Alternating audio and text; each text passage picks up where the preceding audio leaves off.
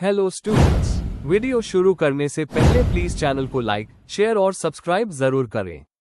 एक important information, अगर आपको इस वीडियो के नोट्स चाहिए तो डिस्क्रिप्शन बॉक्स में दिया गया डाउनलोड लिंक चेक करें।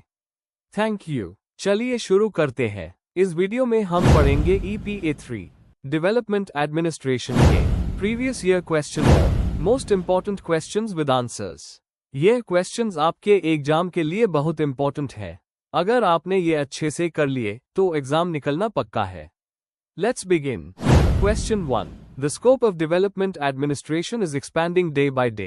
एलैबोरेट।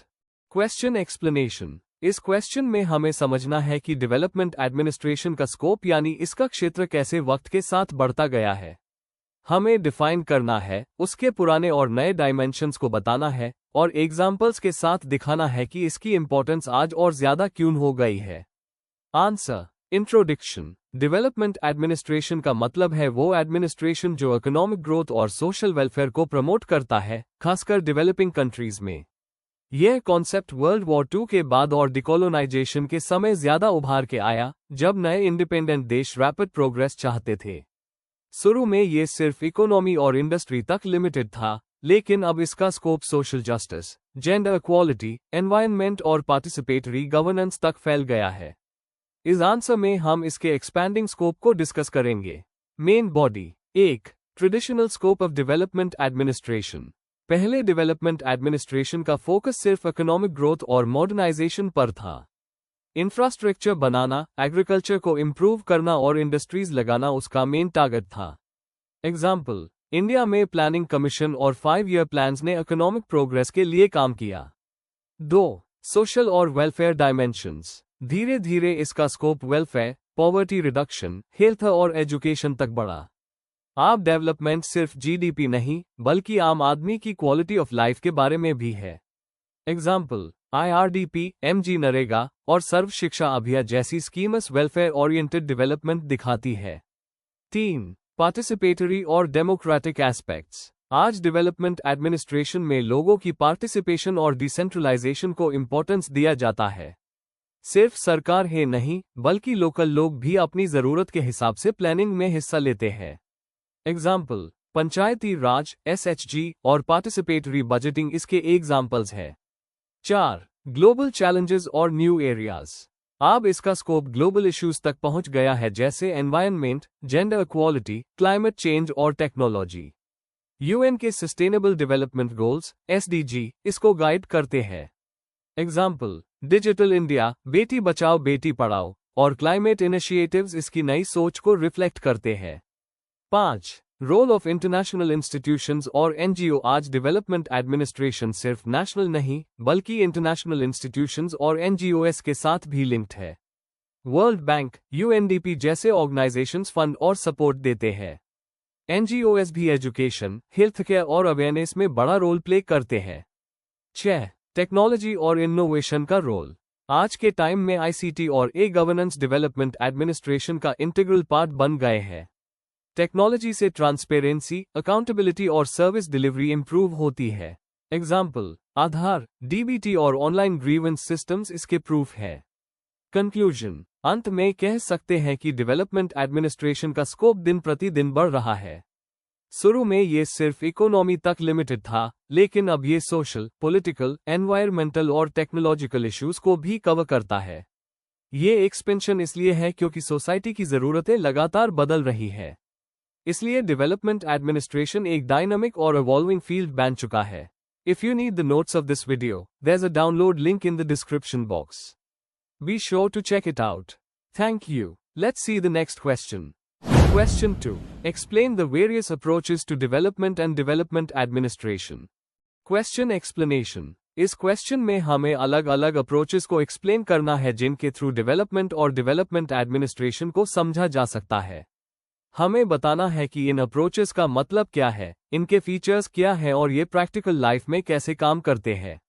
आंसर। इंट्रोडक्शन। डेवलपमेंट एक मल्टीडायमेंशनल प्रोसेस है जिसमें इकोनॉमिक ग्रोथ के साथ साथ सोशल प्रोग्रेस, पॉलिटिकल पार्टिसिपेशन और एडमिनिस्ट्रेटिव एफिशिएंसी भी शामिल होती है। डेवलपमेंट एडमिनिस्ट्रेशन का मतलब है वो पब्लिक एडमिनिस्ट्रेशन जो डेवलपमेंट प्रोग्राम्स को प्लान, इम्प्लीमेंट और मैनेज करता है।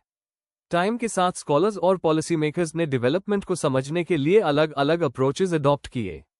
यह अप्रोचेस कभी इकोनॉमिक ग्रोथ पे फोकस करती है, कभी सोशल जस्टिस पे, कभी पीपल्स पार्टिसिपेशन और सस्टेनेबिलिटी पे।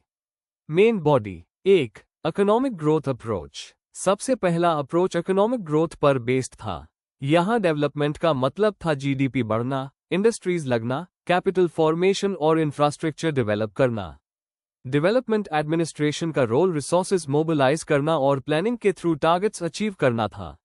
एग्जाम्पल, इंडिया के फर्स्ट 5 ईयर प्लान में एग्रीकल्चर और इरिगेशन पे फोकस था और बाद के प्लान्स में इंडस्ट्री को प्रायोरिटी मिली।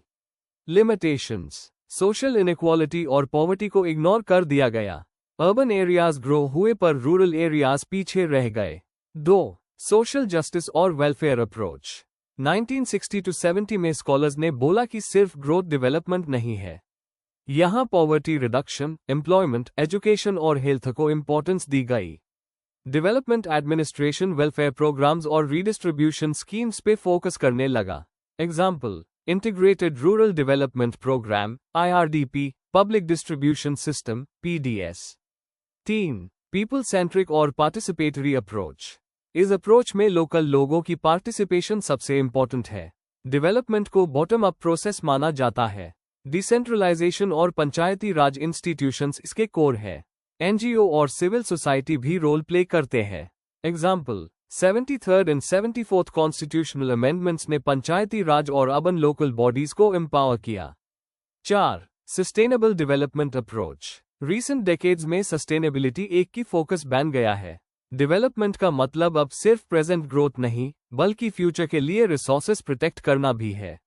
Development administration renewable energy, climate policies और एनवायरनमेंट फ्रेंडली प्रोजेक्ट्स पे काम करता है। एग्जाम्पल, इंडिया का national action plan on climate change NAPCC। 5. Administrative capability approach. इस अप्रोच में माना गया कि डेवलपमेंट के लिए एफिशिएंट और कमिटेड ब्यूरोक्रेसी जरूरी है। ब्यूरोक्रेसी की ट्रेनिंग, ट्रांसपेरेंसी और अकाउंटेबिलिटी डेवलपमेंट को सक्सेसफुल बनाती है। Example, Lal Bahadur Shastri national academy of administration, Lal Bahadur Shastri national academy of administration, जो सिविल सर्वेंट्स को ट्रेन करती है। कंक्लूजन में कह सकते हैं कि डेवलपमेंट और डेवलपमेंट एडमिनिस्ट्रेशन को समझने के लिए अलग अलग अप्रोचेस हैं, जैसे economic growth, social justice, participatory governance, sustainability और एडमिनिस्ट्रेटिव कैपेबिलिटी। हर अप्रोच एक डायमेंशन ऐड करता है, लेकिन एक बैलेंस्ड मॉडल ही फ्यूचर के लिए सही है।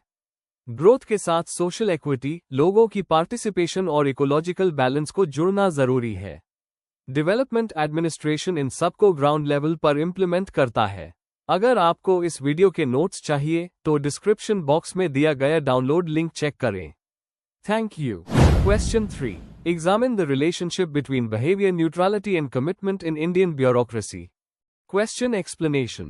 इस क्वेश्चन में हमें ब्यूरोक्रेसी के 2 इंपॉर्टेंट वैल्यूज को समझना है, न्यूट्रलिटी, बिना बियास के इम्पार्शियल रहना, और कमिटमेंट, डेवलपमेंट और राष्ट्रीय लक्ष्यों के प्रति समर्पित रहना।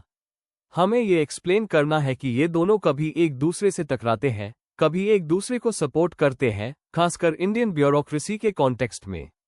आंसर। इंट्रोडक्शन। ब्यूरोक्रेसी एक परमानेंट एग्जीक्यूटिव है जो पॉलिसीज को इम्प्लीमेंट करती है। ब्यूरोक्रेसी के काम को डिफाइन करने वाले 2 इंपॉर्टेंट वैल्यूज हैं, न्यूट्रलिटी और कमिटमेंट।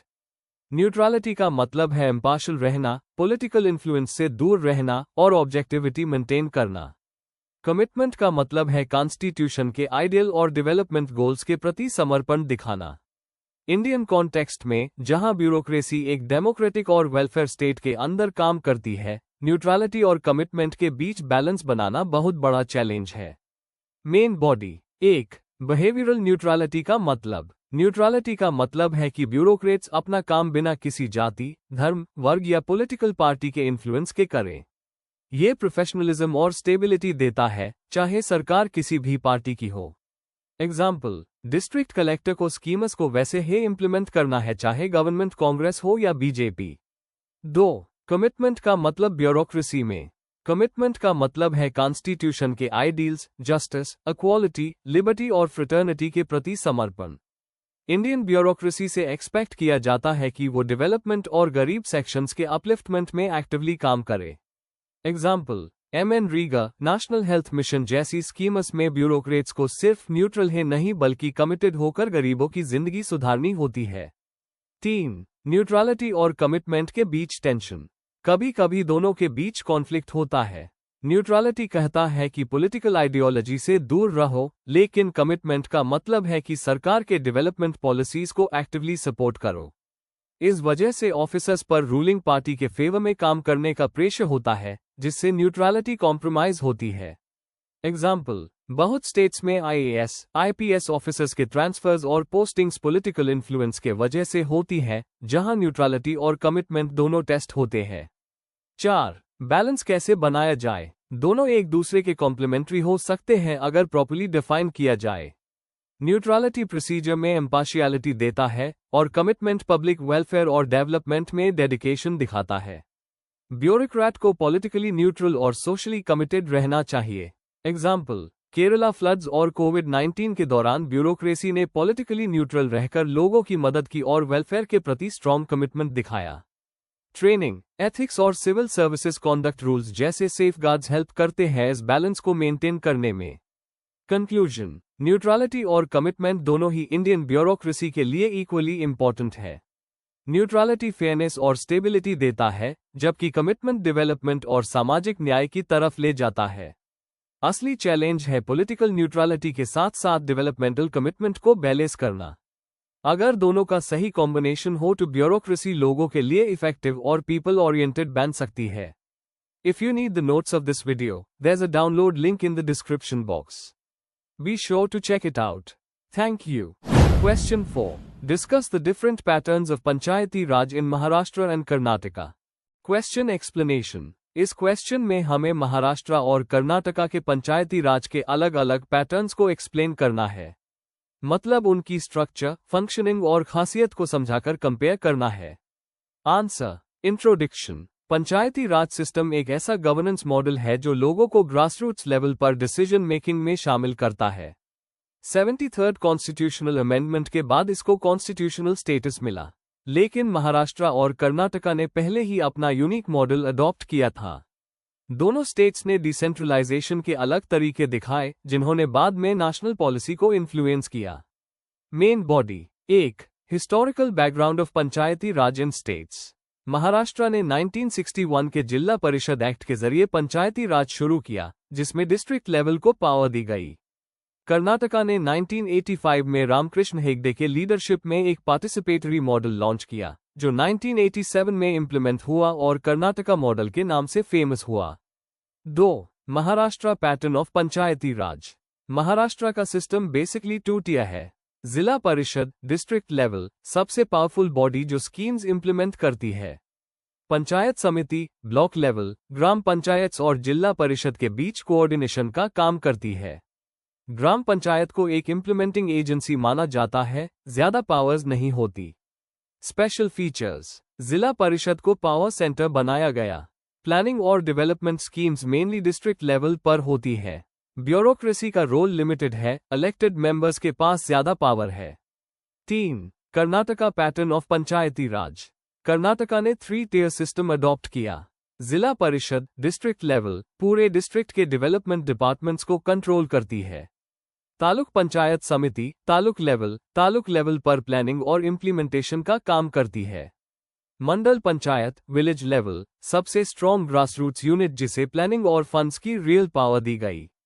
Special features. मंडल पंचायत को डायरेक्ट पावर दी गई। फंड्स, फंक्शंस और फंक्शनरीज लोकल बॉडीज के अंडर लाए गए।